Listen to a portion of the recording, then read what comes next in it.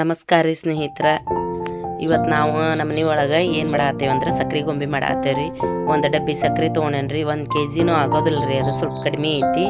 ಅಷ್ಟು ಸಕ್ರೆ ತೊಗೊಂಡು ಅದು ತ್ಯಾವಾಗೋ ಅಷ್ಟು ಅಂದ್ರೆ ಅದು ಸಕ್ರೆ ಪೂರ್ತಿ ಇದು ನೀರೊಳಗೆ ರಾಸ ಆಗ್ಬೇಕು. ಅತಿ ನೀರೂ ಆಗಬಾರ್ದು, ಸಕ್ರೆನೂ ಕಡೆ ಇದು ಆಗ್ಬೇಕು. ಅಂದ್ರೆ ರೀ ನೀರು ಹೆಚ್ಚು ಆಗಬಾರ್ದು, ಸಕ್ರೆನೂ ತೊಯ್ದಿರ್ಬೇಕು ರೀ. ಗ್ಯಾಸ್ ಹಚ್ಚಿಗೆ ಸಕ್ರೆ ಕುದಿಯಾಕಿಟ್ಟೇವ್ರಿ.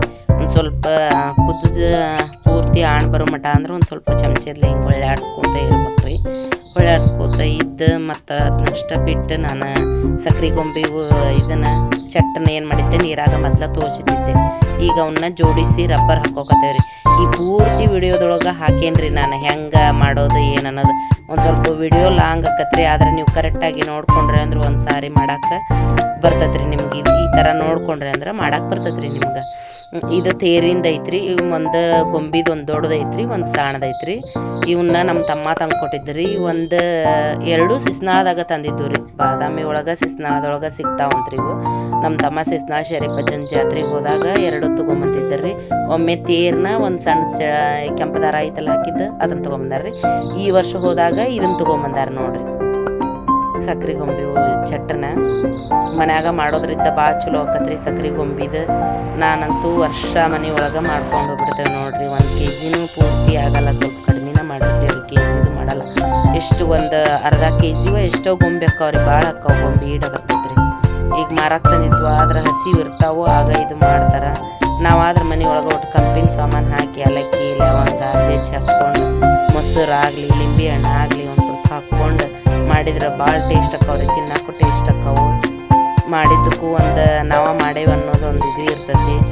ಯಾವುದೇ ಹಬ್ಬ ಇರಲಿ ಹೆಣ್ಮಕ್ಳು ಇಂಥದ್ದು ಮಾಡೋದು ಕಲ್ತಿಲ್ಲ ಅನ್ಬಾರ್ದು, ಎಲ್ಲ ಕಲ್ತಿರ್ಬೇಕಲ್ರಿ. ಅದಕ್ಕೆ ನಾವು ಸಕ್ರೆ ಗೊಂಬೆನೂ ಮಾಡ್ತೀವಿ. ನಾವು ಒಟ್ಟ ಖರೀದಿ ಮಾಡಂಗಿಲ್ಲ ನೋಡ್ರಿ ಹೊರಗೆ. ಈಗ ಜೋಡಿಸಿ ಇಟ್ಕೊಳತ್ತೇವ್ರಿ. ಜೋಡಿಸಿ ಇಟ್ಕೊಂಬಿಟ್ಟ ಅಂದ್ರೆ ಸಕ್ರೆ ಕರಗಿರ್ತೈತಿ. ಸಕ್ರೆ ಕರಗ್ತ ಅಂದ್ರೆ ಒಂದು ಚಮಚಲ್ಲಿ ಅದನ್ನು ಒಂದು ಸ್ವಲ್ಪ ಕೈ ಆಡಿಸ್ಕೋತಾನೆ ಇರ್ಬೇಕ್ರಿ. ಅದನ್ನು ಕೈ ಆಡಿಸ್ಕೋತ ಇದ್ದ ಆಣ ಸ್ವಲ್ಪ ಗಟ್ಟಿ ಬರೋದಿಗೆನ ಇದು ಹಾಕ್ಕೋಬೇಕ್ರಿ ಚಟ್ಟಿಗೆ. ಚಟ್ಟ ಮಾತ್ರ ಭಾಳ ಬೇಕಿತ್ತಾಗ ಹಾಕ್ಕೋಬೇಕ್ರಿ. ನೀರೊಳಗೆ ಫಸ್ಟ ಮಾಡೋಕ್ಕಿಂತ ಮುಂಚೆ ನೀರೊಳಗೆ ನೆನೆ ಇಡ್ಬೇಕ್ರಿ. 1-2-3 ತಾಸು ನೆನೆ ಇಡ್ಬೇಕ್ರಿ ನೀರಾಗ. ಅದನ್ನು ಅಂದ್ರೆ ಸಕ್ರೆನ ಅದಕ್ಕೆ ಚಟ್ಟಿಗೆ ಕಟ್ಟಿಗೆ ಗೊಂಬೆ ಇರ್ತದಲ್ಲ, ಗೊಂಬಿಗೆ ಅಂಟ್ಕೊಂಗಲ್ರಿ ಎಷ್ಟು ಸಕ್ರೆ. ಈ ಥರ ಆಣ ಬರ್ಬೇಕ್ರಿ. ಅದು ಹಂಗೆ ಪೂರ್ತಿ ಕರಗ್ಬೇಕ್ರಿ ಅದು ಸಕ್ರೆ ಪೂರ್ತಿ. ಈಗ ಮಾರಾಕ್ ತಂದಿದ್ರೊಳಗೆ ಸಕ್ರೆ ಅಗಳು ಹಂಗೆ ಇರ್ತೈತಿ. ಇದು ಹಂಗೆ ಇರಂಗಿಲ್ರಿ, ಪೂರ್ತಿ ಕರಿಗಿ ಮತ್ತು ಏರಾಗ ಆಣ ಬರ್ತೈತ್ರಿ ಇದು. ಅವಾಗ ಮಾಡ್ಕೋಬೇಕ್ರಿ. ಈಗ ಏಲಕ್ಕಿ ಲವಂಗದ ಪೌಡರ್ ಹಾಕ್ಕೊಂಡೇನಿ ನಾನು. ಅದನ್ನು ಹಾಕ್ಕೊಂಡು ಕಲಸ್ಕೋಕತ್ತೇನೆ. ಇದಕ್ಕೇನು ಮಾಡ್ತೇನೆ, ಲಿಂಬೆ ಹಣ್ಣಿನ ರಸನ ಹಿಂಡ್ಕೋಬೇಕ್ರಿ. ಲಿಂಬೆ ಹಣ್ಣಿನ ಅಥವಾ ಇಲ್ಲ ಮೊಸರು ಮಜ್ಜಿಗೆ ಒಟ್ಟು ಇವು 3 ಥರದೊಳಗೆ ಒಂದು ಥರ ಮಾಡಿಕೊಂಡ್ರು ನಡಿತೈತಿ. ಅದೇನಿಲ್ಲ ಟೇಸ್ಟ್ ಸಂಬಂಧ ಅವನ್ನ ಹಾಕ್ತಾರ್ರಿ. ಅಂದ್ರೆ ಸಕ್ರೆ ಗೊಂಬೆ ಚಂದ ಕಾಣ್ತಾವಂತ ಬೆಳ್ಳಗೆ ಹಾಕ್ತಾರ್ರಿ ಅದ್ರದ್ದು. ಈಗ ಆಣ್ ಬಂತು ನೋಡ್ರಿ, ಬಂತು. ಈ ಥರ ಆಣ ಬರೋತ್ತಿಗೇನ ಗಪ್ಪನ ಏನು ಮಾಡ್ಬೇಕು, ಚಟ್ಟಿಗೆ ಹಾಕ್ಕೋಬೇಕು. ಈಗ ತೇರಿಗೆ ಹಾಕ್ಕೋಕತ್ತೇನೆ ರೀ ಫಸ್ಟಿಗೆ ನಾನು. ಒಂದು ಸ್ವಲ್ಪ ಭಾಳ ಸುಡ್ತಿರ್ತೈತಿ, ಆದಷ್ಟು ಹುಷಾರಾಗಿ ಮಾಡೋರಿ.